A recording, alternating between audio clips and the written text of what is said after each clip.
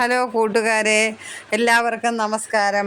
ഒരു കല്യാണ അവിയലിൻ്റെ റെസിപ്പി ആയിട്ടാണ് ഞാനിതാ വന്നിരിക്കുന്നത്. ഇതിന് എല്ലാ പച്ചക്കറികളും എടുക്കാം.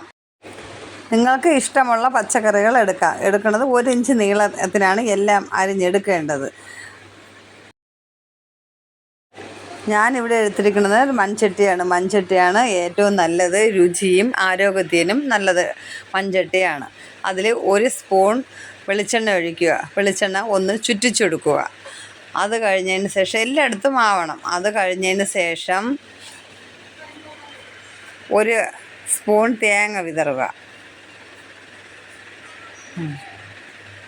എല്ലായിടത്തും ഇങ്ങനെ ചെറിയ രീതിയിൽ തേങ്ങ ഇങ്ങനെ വിതറിയിടുക. അത് കഴിഞ്ഞ് പച്ചക്കറി ഇടുക. ലെയറായിട്ടാണ് ഇടുന്നത്. 2ഓ 3ഓ പ്രാവശ്യമായിട്ട് ആണ് ലെയറായിട്ടാണ് ഇടുന്നത്. ആദ്യം പച്ചക്കറി കുറച്ച് എല്ലായിടത്തും ആവണ രീതിക്ക് ഇട്ടതിന് ശേഷം അടുത്ത് കുറച്ച് തേങ്ങ ഇടുക. ഞാനിവിടെ 1 ടേബിൾ സ്പൂൺ തേങ്ങ ആണ് ഇടുന്നത്. നിങ്ങൾക്ക് ആവശ്യമുള്ളത് ഇടാം. കുറച്ച് മതി തേങ്ങ. അത് കഴിഞ്ഞിട്ട് 1/4 സ്പൂൺ മഞ്ഞൾപ്പൊടി. അത് കഴിഞ്ഞ് അതിൻ്റെ ഉപ്പ്, ആവശ്യത്തിന് ഉപ്പ്, 1 സ്പൂൺ വെളിച്ചെണ്ണ. അതിന് മീതെ കൂടെ 1 സ്പൂൺ വെളിച്ചെണ്ണ. അടുത്ത് 2ാമത്തെ ലെയറിലും പച്ചക്കറി ഇടുക.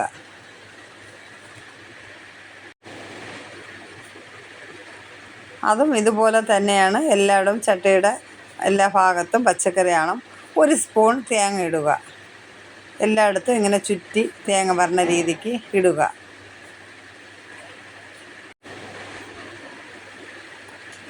എന്നിട്ട് 1/4 സ്പൂൺ മഞ്ഞൾപ്പൊടി. പച്ചക്കറിക്ക് ആവശ്യമുള്ള മഞ്ഞൾപ്പൊടിയാണ്. അത് 2 ലെയറായിട്ട് ഇടണമെന്നേ ഉള്ളൂ. കുറച്ച് ഉപ്പും കൂടെ. ഉപ്പും പച്ചക്കറിക്ക് ആവശ്യമുള്ളതാണ്. 2 ലെയറിലാകുമ്പോൾ എല്ലായിടത്തും ഉപ്പാവാൻ വേണ്ടിയാണ് അങ്ങനെ ഇടുന്നത്. പച്ചക്കറി അനുസരിച്ച് ഞാനിവിടെ 1 ഗ്ലാസ് പച്ചവെള്ളമാണ് ഒഴിച്ചത്. നിങ്ങൾ എടുക്കണ പച്ചക്കറിക്ക് അനുസരിച്ചുള്ള വെള്ളമാണ് ഒഴിക്കേണ്ടത്. ഇത്രയും കഴിഞ്ഞതിന് ശേഷം അടച്ചു വെച്ച് ഗ്യാസിൽ ചെറിയ തീയിൽ വേവിക്കുക.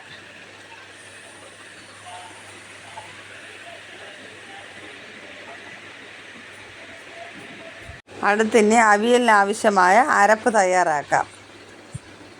1 പിടി തേങ്ങ, നിങ്ങൾക്ക് ആവശ്യം അനുസരിച്ചുള്ള പച്ചക്കറിക്ക് അനുസരിച്ചുള്ള തേങ്ങ ഉപയോഗിക്കാം. അത് കഴിഞ്ഞതിന് ശേഷം ചെറിയ ഉള്ളി, ഒരു 3-4 കഷ്ണം ചെറിയ ഉള്ളി, കുറച്ച് 1/2 സ്പൂൺ ജീരകം,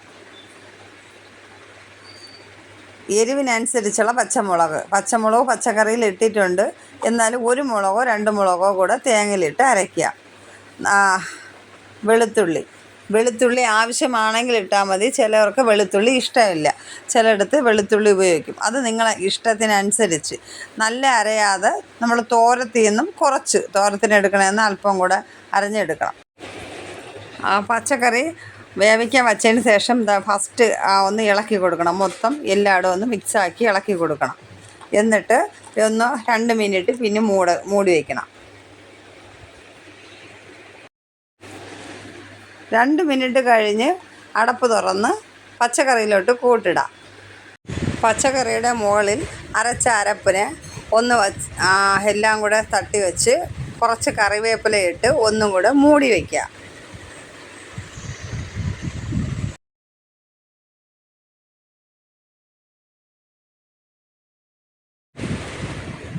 നമുക്ക് പച്ചക്കറിയുടെ മൂടി എടുത്തതിന് ശേഷം കൂട്ട് മൊത്തത്തോടെ ഒന്ന് ഇളക്കി കൊടുക്കാം. എല്ലായിടത്തും കൂട്ടാവുന്നതിന് വേണ്ടി എല്ലാം ഒന്ന് മിക്സ് ചെയ്ത് കൊടുക്കാം നല്ലതുപോലെ.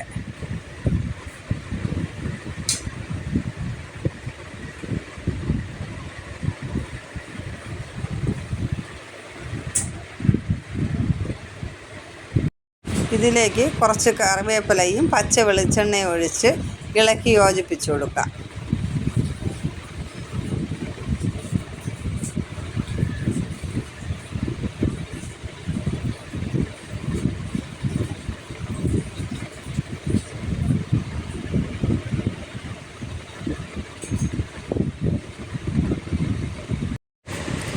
എണ്ണ ഒഴിച്ചതിന് ശേഷം ഒന്ന് 2 മിനിറ്റ് മൂടി വയ്ക്കാം.